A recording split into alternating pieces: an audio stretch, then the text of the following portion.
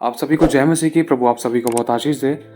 आज हम जानेंगे कि सच में पश्चाताप करना क्या हमारे लिए बहुत ज़रूरी है और क्या इसके अलावा कुछ हो सकता है, इसके अलावा हम अच्छा जीवन जी सकते हैं। क्या पश्चाताप के बगैर हम स्वर्ग जा सकते हैं? क्या पश्चाताप के बगैर हम प्रभु से एक मन एक आत्मा हो सकते हैं, हम मिल सकते हैं, स्वर्ग में एंट्री हो सकती है?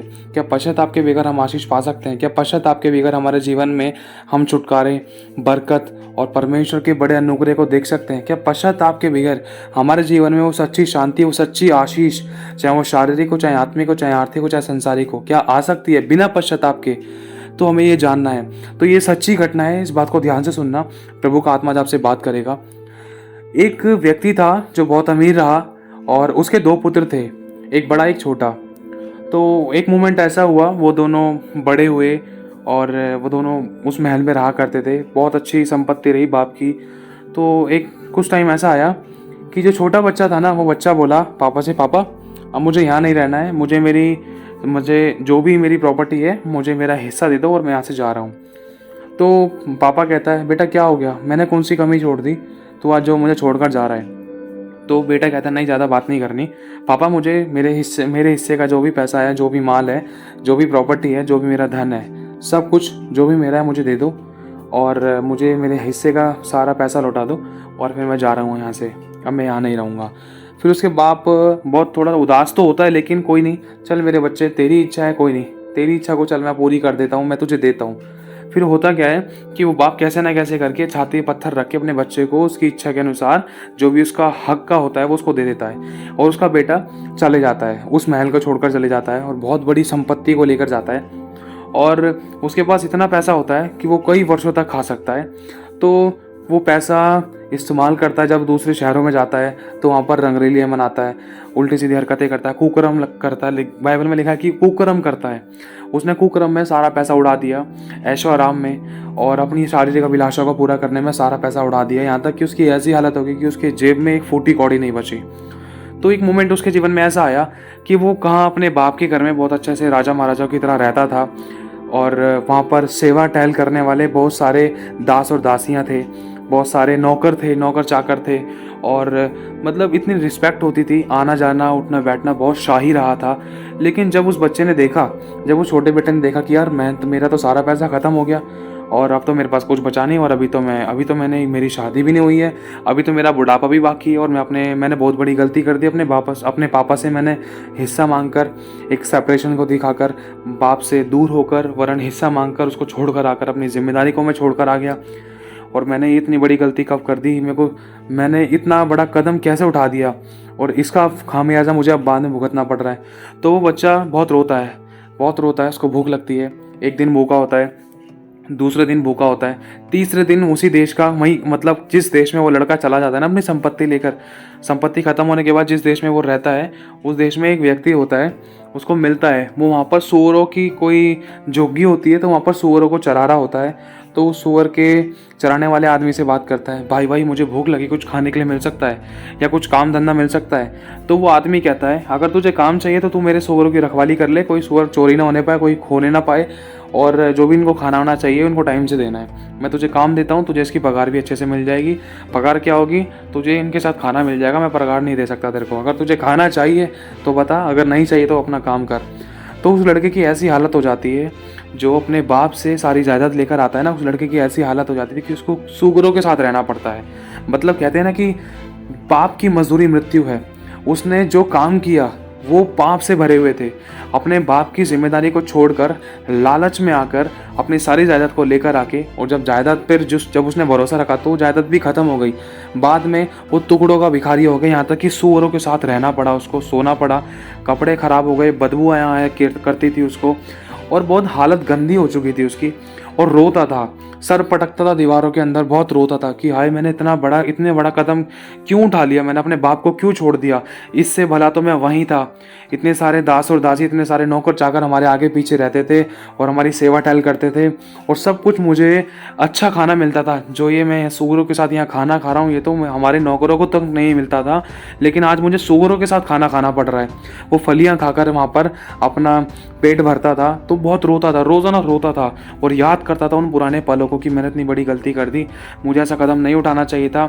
यारी दोस्ती के चक्कर में और अपनी अभिलाषाओं के चक्कर में मैं अपने बाप को छोड़कर आ गया और अपने बाप से बैर कर लिया। अब पता नहीं मुझे स्वीकार करेगा नहीं करेगा।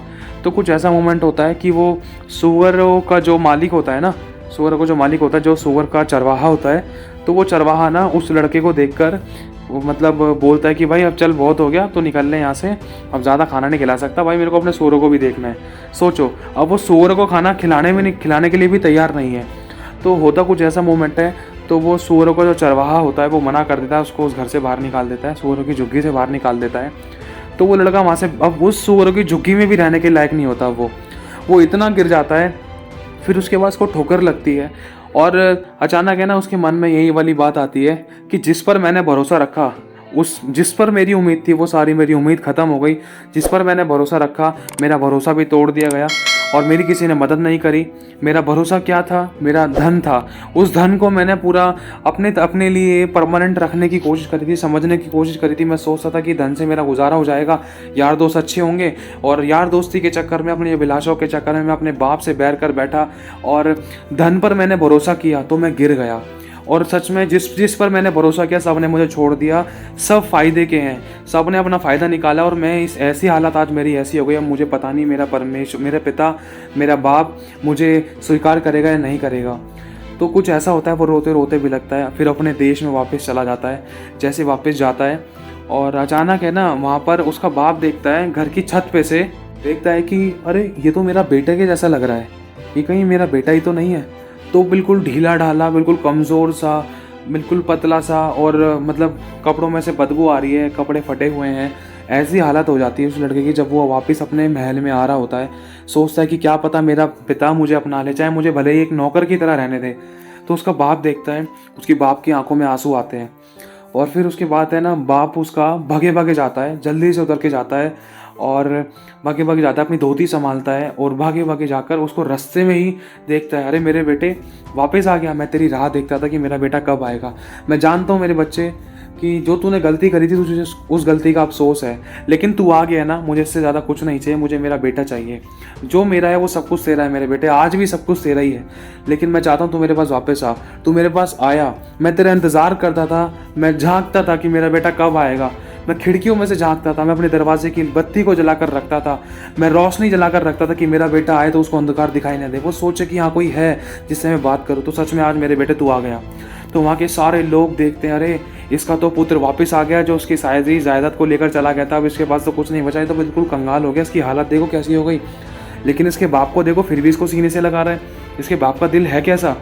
इसके बाप की तो एक दिन इसने बेइज्जती कर दी थी, बेइज्जती करके अपनी सारी जायदाद धन दौलत लेकर चला गया था, लेकिन आज इसका बाप फिर भी इसको गले लगा रहा है।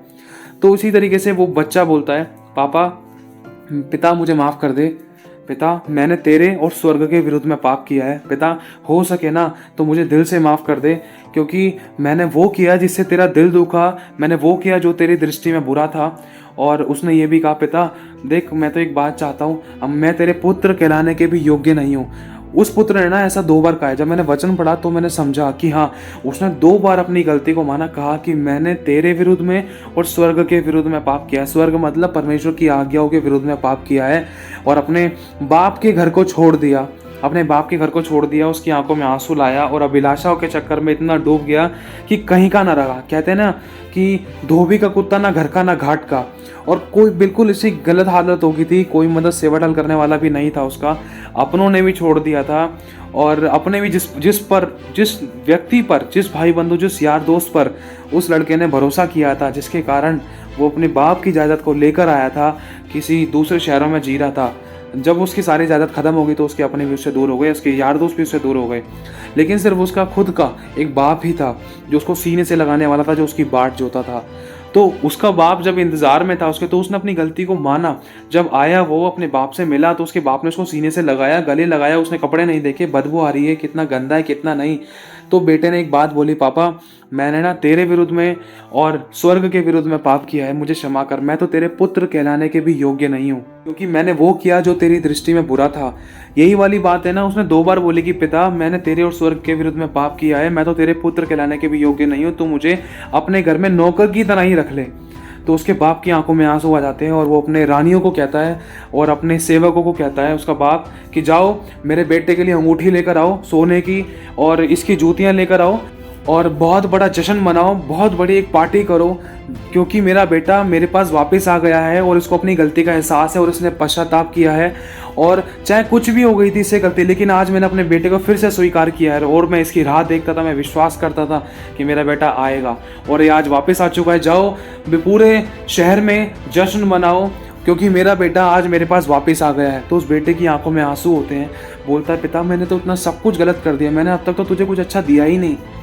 तूने पाला मुझे, पोसा मुझे और आशीष अच्छे से मुझे सब कुछ दिया, मेरी सभी ज़रूरतों को पूरा किया, अच्छा पहनाया उड़ाया खिलाया, मेरा इज्जत मान सम्मान बढ़ाया, लेकिन मैंने तेरे मुंह पर लात मारी, मैं तुझे छोड़कर चला गया, वो भी तेरी धन संपत्ति को लेकर चला गया, उसको अपनी बताकर कि प्रभु पिता जो मेरा है ना वो मुझे दे दे, मैं जा रहा हूँ तुझे छोड़कर। और मैंने तुझ पर अपना हक चलाया, मैंने तेरे साथ गलत बर्ताव किया पिता, और फिर भी तू मुझे अपने सीने से लगाने के लिए तैयार है। क्यों? ऐसा क्यों? ऐसा इसीलिए है मेरे भाइयों और बहनों क्योंकि पिता ने इस बात को अपने बेटे के अंदर देखा। आज वो आपके अंदर भी चाहता है कि हम अपने हृदय को पश्चातापी रखें। बिल्कुल ये मोमेंट उसी तरीके से है जैसे जब यीशु मसीह क्रूस पर लटके हुए थे, उस समय एक दाहिने और एक बाईने दो डाकू थे। अब उन दोनों में से एक डाकू प्रभु यीशु मसीह से कहता है, उसका मजाक उड़ाकर उसकी बुराई करके और उसको परखने के साथ साथ कि अगर यदि तू सच में परमेश्वर का पुत्र है तो अपने आप को यहाँ से उतार ले और हमें भी उतार दे। समझना मेरे भाई और बहनों, इस वाले डाकू ने माफ़ी मांगने के बजाय, पश्चाताप करने के बजाय, इसने यीशु मसीह को परखा। मतलब क्रूस की दर्दनाक मृत्यु के समय भी इसको पश्चाताप करना चाहिए था, लेकिन इसने पश्चाताप नहीं किया, इसने माफ़ी नहीं मांगी अपनी गलती की, लेकिन इसने प्रभु को परखा। क्या कहा कि यदि तू सच में परमेश्वर का पुत्र है तो अपने आप को भी उतार ले और यहाँ से मुझे भी नीचे उतार दे, तब हम जानेंगे कि तू परमेश्वर का पुत्र है। लेकिन दूसरी तरफ जब दूसरे वाले डाकू ने ये वाली बात सुनी तो उस डाकू ने ना पहले वाले डाकू को फटकार लगाते हुए कहा, अरे तू चुप हो जा, प्रभु यीशु को तू ऐसा क्यों कह रहा है? अरे हम दोनों तो अपने किए हुए की सजा पा रहे हैं। यीशु ने तो ये तो बिल्कुल निष्कपट है, निष्पाप है, इसने तो कोई पाप नहीं किया, लेकिन फिर भी इसको सूली पर चढ़ा दिया। तू क्यों यीशु को बोल रहा है? क्या तूने क्या पवित्रता के काम किए? हम तो अपने किए हुए की सजा पा रहे हैं। जो हमने गलत काम किए हैं, अपने कुकर्म किए हैं, हमने जो डाकूपंथी की है, हम तो उसकी सजा पा रहे हैं। और सोचने, ये बहुत गहरी बात है, सोचना इस बात को, यीशु मसीह ने दोनों डाकुओं से क्यों नहीं कहा कि तू आज ही मेरे साथ स्वर्गलोक में होगा? यीशु मसीह ने इसलिए नहीं कहा क्योंकि जो पहले वाला डाकू था ना, उसने यीशु मसीह की निंदा करी थी, बुराई करी थी। मतलब उसने ये कहा था कि यदि तू परमेश्वर का पुत्र है तो खुद भी उतर जा और हमें भी उतार ले। मतलब उसने शक किया और उसने विश्वास नहीं किया यीशु पर। लेकिन दूसरे वाले डाकू ने कहा कि प्रभु हम तो अपने किए हुए की सजा पा रहे हैं। मतलब यहाँ पर पश्चाताप छुपा है। ध्यान से समझना, उस डाकू ने क्रूस पर लटके लटके ही अपनी गलती का पश्चाताप कर लिया। प्रभु देख भाई, हम तो अपने किए हुए की सजा पा रहे हैं, हमने गलत किया इसलिए हमारे साथ गलत हो रहा है प्रभु, लेकिन तू तो परमेश्वर का पुत्र है प्रभु, मैं विश्वास करता हूँ, लेकिन प्रभु जब तेरा राज्य आए ना तो मेरी शुद्धि लेना। तो उसी समय यीशु मसीह ने अपनी गर्दन घुमाकर कहा, बोला देख याद रख, आज ही तू मेरे साथ स्वर्ग लोक में होगा। सोचो, उन दो में से सिर्फ एक ही डाकू को यीशु मसीह ने इसीलिए कहा क्योंकि उस डाकू ने पश्चाताप किया। उस डाकू ने पश्चाताप किया, ना कि उस पहले वाले डाकू की तरह यीशु मसीह को परखा। समझने की कोशिश करना। इसी तरीके से जब वो पुत्र अपने पिता के पास वापस आता है ना तो कहता है दो बार, पिता मैंने वो किया जो तेरी दृष्टि में बुरा था और मैंने स्वर्ग के और तेरे विरुद्ध में पाप किया, अब मैं तो तेरे पुत्र कहलाने के भी योग्य नहीं हूँ। मतलब अपने आप को एक नौकर से भी, एक नाजायज औलाद से भी जीरो कर लिया उस पुत्र ने अपनी गलती को मानकर। उसी समय जब उसने देखा कि उसकी बाप की आंखों में आंसू आ गए, उसके बाप ने उसको अपनी बाहों में समेट लिया और कहा, जश्न मनाओ क्योंकि मेरा बेटा आज मेरे पास वापस लौट कर आ गया है। और मेरे बेटे को अंगूठी पहनाओ, इसके पैरों में जूतियाँ पहनाओ, इसको अच्छे वस्त्र पहनाओ और पूरे मोहल्ले में, इस पूरे जहां में जश्न मनाओ, अच्छे से पार्टियां मनाओ और अच्छे से खाना पीना हो। तो उसी तरीके से हमारा परमेश्वर आज हमसे चाहता है कि चाहे हम भले ही हम कितने भी पाप में डूब गए थे, चाहे कितनी भी किसी भी प्रकार की गंदी से गंदी अभिलाषाओं में हम खो गए थे, चाहे हमने गलत कदम उठा लिए थे, लेकिन आज हमारा प्रभु चाहता है कि हम अपनी गलती को मान लें और छोड़ दें, ताकि हम पर वो दया हो जिसके हम योग्य भी नहीं थे, जो हमने कभी सोची भी नहीं थी। एक बात बताना चाहता हूँ मेरे भाई और बहनों, जो आशीष उसने पहले नहीं पाई थी ना, उससे बढ़कर आशीष उसने जब अपनी गलती का पश्चाताप किया, पश्चाताप करने के बाद जब उस जगह पर जश्न मनाया गया तो उसके जीवन में मतलब परमेश्वर मतलब पिता का प्यार और उमड़ने लगा और आ गया। क्यों? क्योंकि जब एक बच्चा पश्चातापी होता है ना, अपनी गलती को मान लेता है और छोड़ देता है, तो उस ध्यान रखना वचन कहता है जहां पर पाप ज्यादा हुआ वहां पर अनुग्रह उससे भी ज्यादा होगा। एक बात कहना चाहता हूँ, यहाँ पर प्रभु चाहता है कि हम अपनी सभी गलतियों को मान कर और छोड़ दें, उसके पास दोबारा से लौट आएं और पवित्रता का जीवन जिएं। मैं फिर से कहना चाहता हूँ मेरे भाइयों और बहनों, प्रभु चाहता है कि हम मन फिर आएं सब प्रकार के पापों से, बुराइयों से, गलत अभिलाषाओं से, गलत कामों से, कुकर्मों से, सब प्रकार के मन के ऐसे हर प्रकार के बुराइयों से, चाहे हम किसी के प्रति करते थे, चाहे किसी के प्रति सोचते थे, चाहे किसी के प्रति हमने ठानी थी कि इसके साथ ऐसा करूँगा, उसके साथ ऐसा हो, उसके साथ वैसा हो। क्योंकि अगर कोई व्यक्ति दूसरे की आंख के अंदर तिनका ढूंढ रहा है तो उसको पहले अपनी आंख का लट्ठा निकालना होगा। इसी तरीके से मेरे भाइयों और बहनों, हमें अपनी गलती को देखकर, परमेश्वर को तो हम बाद में परखेंगे, हमें पहले अपने आप को परमेश्वर के वचन से परखना होगा कि हम कहाँ पर लैग कर रहे हैं, कहाँ पर हम गलत हैं, कहाँ पर हम किस प्रकार की बुराई के गड्ढे में फंसे पड़े थे। क्योंकि परमेश्वर का वचन हर एक दोधारी तलवार से भी ज्यादा चौका है और वो सामर्थी आईना है जो हमारी हर प्रकार की बुराइयों को, दाग धब्बे, झुर्रियों को, जो हमारे अंदर जो कमियों के रूप में काम करती थी, उस आईने के द्वारा हम जांच सकते हैं अपने आप को। वचन में लिखा है कि सारे दशमांश मेरे भंडार में ले आओ, ऐसा करके मुझे परखो। एक तरफ प्रभु कह रहा है मुझे परखो, हम उसको परखे ना तभी पाएंगे जब हम अपने आप को वचन से परखेंगे, हमारी क्या औकात है हम उसको परखेंगे। तो आज सारी बात यह है कि जब तक हम पश्चाताप नहीं करते ना, जब तक हम प्रभु के नज़दीक नहीं जा पाते, जब तक हम पश्चाताप नहीं करते, ना ही अच्छे से आशीष पा पाते, ना ही ब्लेसिंग पा पाते, ना ही हमारे जीवन में कुछ काम होते हैं। एक ठंडा गुनगुना जीवन, चर्च आना, ऑफरिंग टाइप देना, बस निकल जाना, वचन सुनकर एक कान से सुनना, एक कान से निकाल देना, बस ऐसा ही जीवन चलता है। लेकिन एक बात लिखी है वचन में, दाऊद ने कहा है कि प्रभु मेरे गुप्त पापों से तू मुझे क्षमा कर और मेरे ढिठाई के पापों से तू मुझे शुद्ध कर। मतलब जो छुपाया जाता है ना उसे पाप कहते हैं। क्योंकि जब तक हम अपने पापों को परमेश्वर के आगे नहीं मानेंगे कि भाई प्रभु मैंने व्यभिचार किया है, कोई नहीं जानता मेरे घर में लेकिन मैंने किया है, प्रभु मैंने चोरी की है, मैंने दूसरों का फ़ोन चुराया है, पैसे चुराए, प्रभु कोई नहीं जानता लेकिन मैंने चुराया है, जब तक हम अपने पापों का पश्चाताप नहीं करेंगे तब तक हमें उस एरिया में, चाहे फाइनेंशियली हो, चाहे स्पिरिचुअली, चाहे सोशली हो, चाहे काम धंधे को लेकर हो, जहाँ हमने गलत काम किए हैं, तो उस जगह पर हमें छुटकारा कैसे मिलेगा? उस जगह पर हम परमेश्वर की आशीषों को, भरपूरी को, प्रेम को, दया को, अनुग्रह को, चंगाई, छुटकारे को कैसे देख पाएंगे? समझने की कोशिश करना मेरे भाई और बहनों। जैसे मैंने किसी की चोरी की थी, ये गुप्त पाप है, और दाऊद ने कहा प्रभु मेरे गुप्त पापों से तू मुझे शुद्ध कर, मुझे क्षमा कर, मेरे पापों को मिटा डाल प्रभु। गुप्त पाप उदाहरण के तौर पर, जैसे मैंने किसी की चोरी की है, कोई नहीं जानता मेरे घर में, मैंने किसी की पॉकेट मार ली और चोरी करने के बाद, ये वाली बात सिर्फ प्रभु जानता है क्योंकि उसने हम सबको बनाया है। लिखा है वो यहोवा मनों को जांचता है, मनुष्य भारी रूप देखता है, लेकिन यहोवा की आंखें मन पर लगी हैं। परमेश्वर सब कुछ जानता है, लेकिन प्रभु चाहता है जैसे उस पिता ने चाहा था कि मेरा बेटा मेरे पास आके गलती को मान ले, ताकि इसके जीवन में श्राप ना आए, ताकि इसके जीवन में और समस्या ना आए, ताकि इसके जीवन में और बुराइयां और ऐसी बातें ना आए जिसके कारण इसको मरना पड़े या कोई बीमारी लगे या कोई समस्या लगे। हमारा परमेश्वर यही चाहता है, जैसे कि वो पिता चाहता था, क्योंकि उस पिता की जो संपत्ति थी उसका बेटा लेकर चला गया था, और संपत्ति लेने के बाद शुरुआत में तो सब कुछ ठीक लगा, लेकिन जैसी संपत्ति खत्म हो गई, जैसी उसकी ज़िंदगी खराब होने लगी ना, यहाँ तक कि उसको सूअरों के साथ भी रहना पड़ा, समस्या हुई, बीमारी, परेशानियाँ हुई, जिसके कारण उसको अपनी गलती का एहसास बाद में हुआ। और यही चीज़ परमेश्वर बिल्कुल नहीं चाहता कि मेरे बच्चे कुछ ऐसा करें जिसके कारण उनको दुख उठाना पड़े। हमारा परमेश्वर बिल्कुल नहीं चाहता। अब जैसे कि मैंने किसी की पॉकेट मार ली है, और पॉकेट मारने के बाद मैं कह रहा हूँ प्रभु मुझे आशीष क्यों नहीं मिल रही है, आशीष क्यों नहीं मिल रही है? आशीष तो जब भी मिलेगी ना जब मैं अपनी गुप्त पापों को परमेश्वर के आगे मानूंगा कि प्रभु देख मैंने झूठ बोले हैं, देख प्रभु मैंने झूठ बोल बोल कर पैसा कमाया है, मेरे इन पापों को क्षमा कर, लेकिन मुझे झूठ ना बोलना पड़े प्रभु, मुझे ऐसा काम धंधा दे, मेरे काम में बरकत दे, या मेरे को वो काम दे जो तेरी ओर से है, जो मेरे लिए बेस्ट है। और दूसरी बात यह है कि अगर धन की आशीष नहीं मिल पा रही है, अगर मैंने चोरियां की हैं, बहुत चोरियां की हैं, और मुझे पता है कि मैं चोर हूं, लेकिन मैं परमेश्वर के राज्य में जा रहा हूं, भवन में जा रहा हूं, प्रार्थना कर रहा हूं प्रभु मुझे आशीषित कर, आशीषित कर, आशीष नहीं मिल रही है, चाहे मैं 1 साल से प्रार्थना कर रहा हूं, लेकिन आशीष क्यों नहीं मिल रही है?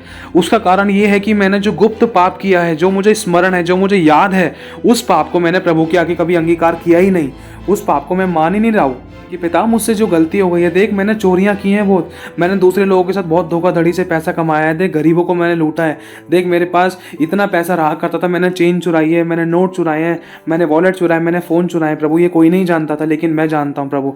आज उन सभी मेरे जाने और अनजाने में किए गए गलती पाप गुनाह अपराधों को या मेरे चोरी के सभी प्रकार के पापों को प्रभु आज मैं तेरे आगे मान लेता हूँ। मुझे क्षमा कर प्रभु, मेरे फाइनेंशियल एरिया में, मेरे इस एरिया में काम कर। मैं आज अपने पापों को तेरे आगे मान लेता हूँ। अगर हम पश्चाताप करते अपने गुप्त पापों से उसके आगे क्षमा मांगते हैं, चाहे हमने अकेले में किए हों, चाहे किसी के साथ में किए हों, किसी के सामने किए हों, चाहे हमने जाने और अनजाने में किए हैं, जितना हमें याद आता है उसके हिसाब से अगर हम प्रभु के आगे मान लें तो लिखा है वो हमारे सब पापों को अपने लहू से धोने में विश्वास योग्य और धर्मी है। वचन में लिखा है कि जो अपने अपराधों को छिपा रखता है उसका काम सफल नहीं होता, वरन जो उनको मान लेता और छोड़ भी देता है उस पर दया की जाएगी। अगर आज हमें लग रहा है कि हमारा कोई काम सफल नहीं हो रहा है तो हमें याद करना है कि कोई हमारे जीवन में कोई ऐसा गुप्त पाप तो नहीं है जिसके कारण मेरा ये वाले एरिया में काम नहीं हो रहा, चाहे फाइनेंशियली है, चाहे शारीरिक रूप है, चाहे आत्मिक रूप है, चाहे आर्थिक रूप है। उनको जांचना और समझना और जानना कि प्रभु यदि मेरे जीवन में कोई ऐसा गुप्त पाप है तो मुझे याद दिला, और प्रभु जो मुझे याद आता है उसको मैं देख तेरे सामने मान लेता हूँ। एक छोटी सी प्रार्थना करना अकेले में प्रभु के आगे अंगीकार करके माफ़ी मांगकर छोड़ देना उस बात को, उस पापों को। पवित्र आत्मा की मदद मांगना, प्रभु मैं दोबारा से ऐसी गलती ना करूं, ताकि शैतान को मौका ना मिले, ताकि मैं घटी समस्या बीमारी परेशानी में ना जाऊं प्रभु, क्योंकि मेरे प्रभु तुझे भी पसंद नहीं है। इसी तरीके से मेरे भाई और बहनों, जैसे ही वो बच्चा अपने पिता के पास वापस आता है पश्चाताप करके, माफ़ी मांगकर अपने आप को ये बोलता है, अपने पिता से ये बोलता है कि पिता मैं तो तेरा पुत्र कहलाने के भी योग्य नहीं, क्योंकि जो मैंने कदम उठाया ना ऐसे तो कोई गैर व्यक्ति भी नहीं उठाता, ऐसे तो तेरे नौकरों ने भी नहीं किया। तू मुझे प्रभु नौकरी बना, मेरे पिता नौकरी बना ले। तो पापा कहता है नहीं बेटा, बस है तू मेरा बेटा ही, बस बात ये थी कि तू मेरे से दूर चला गया था, तूने ये नहीं सोचा कि मेरे बाप पर क्या बीतेगी, तूने भरोसा उस धन पे किया, यारों दोस्तों पे किया जिसके कारण तू चला गया। लेकिन जब सब जगह से तेरे दरवाजे बंद हो गए, तुझे ठोकर मिली, वापस तू यहीं आया। इतना टाइम पैसा एनर्जी तूने वेस्ट किया, पता नहीं इतने में तुझे मैं कहाँ पहुँचा देता। अगर तुम मुझसे मुंह से कुछ मांगता तो मैं क्या तेरी जरूरतों को पूरा नहीं करता, लेकिन तू इन अभिलाषाओं के होते हुए, इन अभिलाषाओं के चलते हुए तूने मेरे आगे गलत मांग रखी। तेरे गलत कामों के कारण तुझे इतना दुख उठाना पड़ा, तेरे गलत चुनाव के कारण तुझे सूरों की फल्ली में रहना पड़ा। और बेटा तुझे तूने तेरे गलत कदम उठाने के कारण ही तेरे दोस्तों ने तुझे छोड़ दिया, क्योंकि तू मुझे छोड़कर चला गया था ना, इसीलिए तेरा किसी ने साथ नहीं दिया। तुझे रोटी भी टाइम से नहीं मिल पाई, क्यों? क्योंकि यहाँ पर तुझे सब कुछ मिल रहा था, तो उस बात में धन्यवादी नहीं रहा, तुझे ज़्यादा चाहिए था, तुझे धन पर भरोसा था, इसलिए बेटा तूने ठोकर खाई। जो तेरे पास था तूने उसका धन्यवाद ना करके तूने मेरे आंसू को नहीं जाना, तू मेरे सीने से नहीं लगा। मैंने तेरे लिए कोई कमी नहीं छोड़ी, लेकिन फिर भी कोई बात नहीं मेरे बेटे, तेरी जो इच्छा थी मैंने उस समय तुझे देने की कोशिश करी, लेकिन मुझे पता था कि मेरा बेटा ज़रूर आएगा और मैं इंतज़ार करता था। लेकिन मैं प्रभु का धन्यवाद करता हूँ कि मेरा बेटा आ गया है, उसको अपनी गलती का एहसास हुआ है। तो इसी तरीके से मेरे भाई और बहनों, आज हमारे पिता को बिल्कुल भी दुख ना हो, हमें उससे कोई ऐसी आशीष नहीं मांगनी जिसके कारण हम उससे दूर हों। प्रार्थना करना, प्रभु मुझे ऐसी कोई आशीष नहीं चाहिए जो मुझे तुझसे दूर करे, या मुझे बीमारी तो तकलीफ़ों में, रोगों में, कमी घटी में या समस्या में, या मुझे मौत तक पहुँचाए। मुझे ऐसी कोई आशीष मत देना प्रभु, मुझे वो आशीष देना जो तेरी ओर से है, जिसमें मैं हर बात में तेरा धन्यवाद करता रहूँ। मेरे भाई और बहनों, मैं फिर से कहना चाहता हूँ, बहुत बड़ी बड़ी लग्जरियस लाइफ भी ना, जिनमें प्रभु नहीं है, जिन लोगों के पास प्रभु नहीं है, जो लग्जरियस लाइफ जी रहे हैं, उनके ज़िंदगी के दुखों को जानने की कोशिश करना। इंसान के पास अच्छा रोटी कपड़ा मकान है, दौलत है, शोहरत है, नाम भी है, लेकिन इंसान के पास सच्ची शांति नहीं है।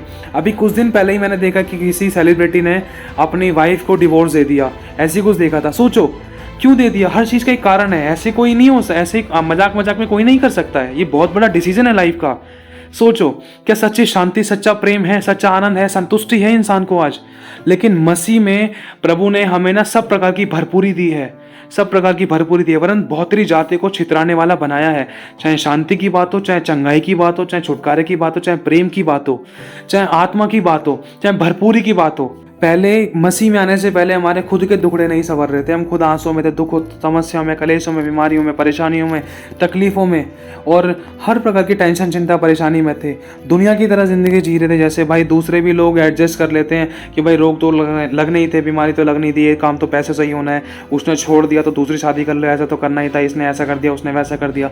इन चीज़ों में जीते थे, वरन इनको अपनी ज़िंदगी का एक हिस्सा बना लिया था कि हाँ भाई ये समस्या हमारे जीवन में भी आनी है, ये सोचते थे। लेकिन जब प्रभु के पास आए, प्रभु ने हमें जीना सिखा दिया। कहते हैं ना कि यीशु तुम्हारे प्यार ने जीना सिखा दिया, इन दुनिया की ठोकरों ने हमें तेरे दर पे ला दिया। आज यीशु के पास ऐसे ही नहीं आते हम लोग, यीशु के पास हम जब आए, जब हम हर जगह से टेस्ट करके परख कर, सब जगह अपनी बुद्धि लगाकर, अपने एड़ी से लेकर चोटी तक का जोर लगाकर हमने सब कुछ ट्राई कर लिया था, लेकिन कुछ कहीं चीज़ से, किसी भी प्रकार की कोई बात से, किसी प्रकार के कोई चढ़ावे से, किसी प्रकार के कोई काम से हमें कोई संतुष्टि नहीं मिली। ना ही हमें कोई चमत्कार दिखाई दिया, ना ही हमारे जीवन में कोई काम हुआ, ना ही हमारे आंसू पोंछे गए। पूरे एड़ी से लेकर चोटी तक का जोर लगाने के बाद जब सारे दरवाजे बंद हो गए, फिर उसके बाद एक दरवाज़ा खुला। कहा है ना, खटखटाओगे तो खोला जाएगा। खुदा ने खोला। वो आज भी खड़ा है अपनी बाहें फैलाकर, लेकिन वो चाहता है मेरे बच्चे अपने पापों को, गुनाहों को, अपराधों को मेरे पास आके मान लेना। मैं तुझे क्षमा कर दूंगा, अपने लहू से धोके तुझे पवित्र कर दूंगा, तुझे एक नई चाल चलने का अनुग्रह दूंगा। तेरे पापों को इतना दूर कर दूंगा जितना कि पूरब और पश्चिम से दूर है, जितना पूरब से पश्चिम दूर है। तेरे पापों को अपनी पीठ के पीछे फेंक दूं, वरन मैं उनको याद भी नहीं करूंगा। बेटा तू भी मत याद कर, मेरी बेटी तू भी मत याद कर। बस अब हियाव बांध और दृढ़ हो जा, भय ना खा, तेरा मन कच्चा ना हो। मैं तेरे साथ हूँ, मैं तेरे हाथ के कामों को सफल करूंगा और मैं तेरी ज़रूरतों को पूरा करूंगा। मैं तेरे आंसू को पोंछ डालूंगा। मेरे भाइयों और बहनों, परमेश्वर की बड़ी बड़ी प्रतिज्ञाएं, बड़ी बड़ी वाचाएं, बड़ी बड़ी आज्ञाएं जो हमें अनंत जीवन की भरपूरी देती है, पृथ्वी के बहुतायत के ब्लेसेड लाइफ की भरपूरी देती है, उस ब्लेसिंग के और हमारे बीच में कोई पाप की दीवार ना आने पाए। इसीलिए अगर आपको कोई भी पाप याद आता है ना, अपने पिता के पास 2 से 5, 10 मिनट, 15, 20 मिनट, आधा पौना घंटा बैठकर प्रार्थना करना। उन जो भी आपको याद आता है उनको मान लेना। जो याद नहीं आता कोई बात नहीं, ये भी बोलना, प्रभु जो मुझे याद है, जो नहीं है, जाने अनजाने में जो भी मुझसे अब तक कोई भी गलतियाँ या पाप या गुनाह या अपराध हो गए, शरीर से, आंखों से, विचारों से, कामों से, शब्दों से, किसी भी तरीके से, पिता मुझे क्षमा कर। आज मैं तेरे पास फिर से आता हूँ। आज फिर से तू पिता जश्न मना। और प्रभु सच में मैं तो तेरे पुत्र होने के भी योग्य नहीं हूँ, लेकिन मैं तेरा धन्यवाद करता हूँ, तूने मुझे फिर से अपने सीने लगाया और अपना पुत्र बनाया। पिता मैं तेरे से कभी दूर ना होने पाऊँ। कोई भी ऐसी बात, ऐसा काम, ऐसे विचार, ऐसी आशीष मेरे जीवन में ना आने पाए जो मुझे तुझसे दूर करती है। ध्यान रखना मेरे भाइयों और बहनों, क्योंकि धन शैतान भी देता है, उसके अंदर दुख मिला हुआ देता है, जो कमी घटे, बीमारी, परेशानी, मृत्यु में निकल जाता है। इसीलिए मेरे भाइयों और बहनों, जो प्रभु देता है ना, वो उसमें दुख नहीं मिलाता, वरन हमें वो एक आशीषों का, जल का और शांति का और प्रेम का और बरकतों का सोता बना देता है, दूसरों के लिए भी। तो मेरे भाई और बहनों, आज पिता चाहता है कि हम अपने पापों को मानकर, गुप्त पापों को मानकर, सब प्रकार के पापों को छोड़कर, एक अंगीकार करके प्रभु के आगे माफ़ी मांगकर एक नई चाल चलें और नई शुरुआत करें। प्रभु ज़रूर काम करेगा, मैं विश्वास करता हूँ, क्योंकि पिता तो चाहता है जश्न मनाना कि उसका बेटा लौट कर आए। पिता चाहता है कि उसके बच्चे उसके पास वापस आएं। स्वयं प्रभु लेने भी आता है। लिखा है कि यीशु मसीह रैप्चरेशन में हमें लेने के लिए आएगा। यीशु मसीह खुद धरती पर क्यों आया था? इसीलिए आया था ताकि हमारा मेल मिलाप प्रभु यीशु मसीह के द्वारा पिता के साथ हो जाए। ध्यान रखना, उस पाप की दीवार को प्रभु यीशु मसीह ने आज हटा डाला, ताकि हम अपने पिता से, चाहे हम घर में हैं, चाहे हम वॉशरूम में, चाहे हम कहीं भी हैं, सिर्फ घुटने टिकाकर दिल से पश्चाताप करके माफ़ी मांगकर उसके साथ फिर से एक मन एक आत्मा हो जाएं और उसके साथ उसके वचनों के अनुसार हम जीवन बिताएं, भय के साथ उसके मार्गों पर चलें। यही हमारा पिता चाहता है, ताकि हम भरपूरी की वो आशीष हो, वो बरकतों को पाएं, ताकि हम भरपूरी की ब्लेसिंग्स को पाएं, ताकि हम उसकी आत्मा की अगुवाई में चलकर शैतान के स्वर को कुचलें और हम बहुत ऐसे आशीष और उद्धार का चैनल बन जाए संसार के लिए और पृथ्वी के आखिरी छोर तक बहुत बड़े गवाह ठहरे। यही हमारा पिता चाहता है और उसके लिए वो तैयार दुल्हन के रूप में तैयार हो, जिसे वो बादलों में लेने आने वाला है। तो मेरे भाइयों और बहनों, प्रभु चाहता है, यीशु ने भी यही प्रचार किया था। ये वाली बात कई बार बोल चुके हैं, लेकिन फिर से बोलना चाहता हूँ। सबसे पहला प्रचार यूहन्ना ने किया, कहा था कि मन फिराओ क्योंकि स्वर्ग का राज्य निकट है। फिर यीशु मसीह आए, यीशु मसीह ने बपतिस्मा लेने के बाद कहा, उन्होंने पहला प्रचार किया, मन फिराओ क्योंकि स्वर्ग का राज्य निकट है। फिर चेलों ने प्रचार किया, मन फिराओ क्योंकि स्वर्ग का राज्य निकट है। फिर उसके बाद पौलुस ने प्रचार किया, मन फिराओ, मन का खतना करो क्योंकि स्वर्ग का राज्य निकट है। फिर उसके बाद आखिरी में प्रकाशित वाक्य, बाइबल की आखिरी पुस्तक जो हमें बताती है, प्रभु यीशु मसीह कलीसियाओं को कह रहा है, मन फिरा, मन फिरा और मन फिरा, मन फिरा। मेरे भाई और बहनों, पिता भी हमसे आखिरी सांस तक यही चाहता है कि मेरे बच्चे मन फिरा और मेरे साथ साथ चल, मेरी आत्मा की अगुवाई में चल, अपने आप को मेरे हाथों में सौंप दे, तो तू मेरी महिमा को देखेगा।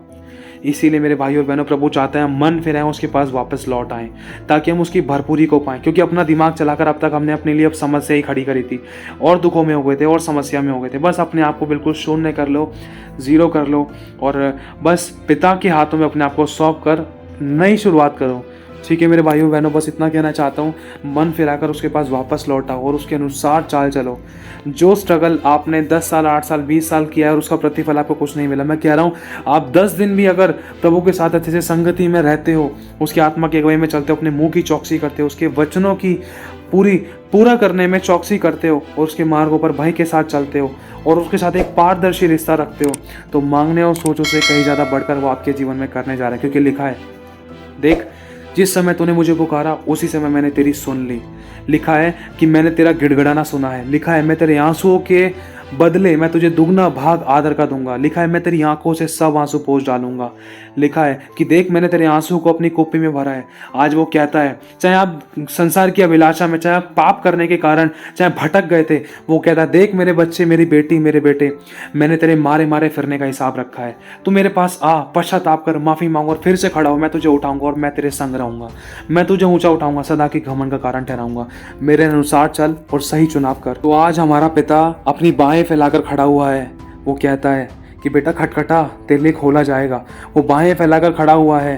क्या आज हम कदम बढ़ाना चाहते हैं? क्योंकि कर्म बिना विश्वास मरा हुआ है और हमें विश्वास के साथ कदम बढ़ाना होगा। विश्वास किसे कहते हैं आपको मालूम है? लोग कहते हैं कि भाई ये काम तो नहीं हो सकता, लेकिन विश्वास कहता है कि हाँ ये हो सकता है, मेरा प्रभु कर सकता है। आप विश्वास के साथ कदम बढ़ाओ। आप 1 कदम बढ़ाओ, प्रभु 10 कदम बढ़ाएगा। आप 2 कदम बढ़ाओ, प्रभु पृथ्वी जगत के अंत तक आपके साथ सदैव रहेगा। लिखा है दूध पिलाने वाली माँ तुझे छोड़ देगी, लेकिन मैं कभी ना छोड़ूंगा, कभी ना त्यागूंगा, सदैव मैं तेरे साथ रहूँगा। ताली एक हाथ से नहीं बजती। कदम बढ़ाओ विश्वास के साथ और प्रभु के पास फिर से वापस लौट आओ और उसके साथ फिर से एक मन एक आत्मा हो जाओ। आज वो कहता है, बेटे मेरी बेटी, जो तेरा है वो मेरा है, जो मेरा है वो तेरा है। हमारा क्या है? हमारे जीवन में जो समस्याएं, दुख, तकलीफ, बीमारियां, परेशानियां, वो सब प्रभु यीशु ने ले ली है। और यीशु का क्या है? अधिकार, सामर्थ, प्रेम, अनुग्रह, दया, आशीषें, भरपूरी, वो सब हमारा है। क्योंकि हम पिता परमेश्वर के बेटा और बेटी हैं और उसकी प्रॉपर्टी पर उसके बच्चों का अधिकार है। अब हमें वो लेने आनी चाहिए कि हमें कैसे लेनी है। उससे छीननी नहीं है, उससे मतलब मांग कर दूर नहीं होना है। उसकी आज्ञा पालन करते जाएंगे ना तो हमें मांगने की ज़रूरत नहीं पड़ेगी। जैसे कि अभी आपको बताया कि अगर हम अपने पिता से हक से मांगे उसकी आज्ञा का पालन करके, तो हमारे मांगने और सोचों से कहीं ज़्यादा बढ़कर देगा। वो कहता है, लिखा है कि देख जो तेरी आंखों ने नहीं देखा, जो तेरे मन के चित्त में नहीं समाया, जो तेरे कानों ने नहीं सुना, वो मैं अपनों से प्रेम करने वालों के लिए करने जा रहा हूँ। अगर हम प्रभु से प्रेम करते हैं ना तो उन अभिलाषाओं से प्रेम करने की खातिर है ना, हम अपने बाप को छोड़कर नहीं जाएंगे, बाप से हिस्सा नहीं मांगेंगे। ध्यान रखना, अगर हम प्रभु से प्रेम करते हैं ना तो उसके आगे पश्चाताप ही हृदय के साथ माफ़ी मांगकर अपनी गलतियों का अंगीकार करके उसके साथ फिर से एक मन एक आत्मा हो जाएंगे, ताकि हम वो आशीष पाएं जो हमने कभी शायद उससे मांगी भी नहीं है, जो कभी हमारे मन के चित्त में नहीं चढ़ी। क्योंकि वो चाहता है कि मेरे बच्चे भरपूरी की ब्लेसिंग को पाएं। उस पाने का तरीका यही है कि उसके साथ एक मन एक आत्मा रहें, उससे कभी सेपरेट ना हो, उससे कभी दूर ना होएं और हमेशा उसकी आत्मा की अगुवाई में चलने की कोशिश करें, वचन के अनुसार चलें और उसको प्रसन्न करने का तरीका खोजें और उसी की सिद्ध इच्छा को पूरा करें। और ये सोचें कि मेरा परमेश्वर मेरे किस काम से प्रसन्न होता है और किस काम से उसका दिल दुखता था, कौन सी बातें मुझे मेरे जीवन में से हटानी है और कौन सी बातें मुझे वचन के अनुसार अपनानी है। अगर आप ऐसा करोगे ना तो परमेश्वर भी अपनी ब्लेसिंग को तैयार करेगा। जैसे होता है ना, किसी छोटे से बच्चे का बर्थडे होता है तो उसके पापा उसके लिए तैयारी करते हैं। बाप को पता है कि बेटे को ना गाड़ी चाहिए या खिलौना चाहिए या फिर उसको ड्रेस चाहिए या कोई लाइट वाली बंदूक चाहिए। बाप को पता है, बाप उसके मांगने और सोचों से कहीं ज़्यादा बढ़कर उसके लिए डब्बे में पैक करता है। क्यों करता है? क्योंकि बाप को पता है कि मेरा बेटा है और मेरा बेटा मेरी आज्ञा का पालन करता है। समझना मेरे भाई और बहनों, क्यों?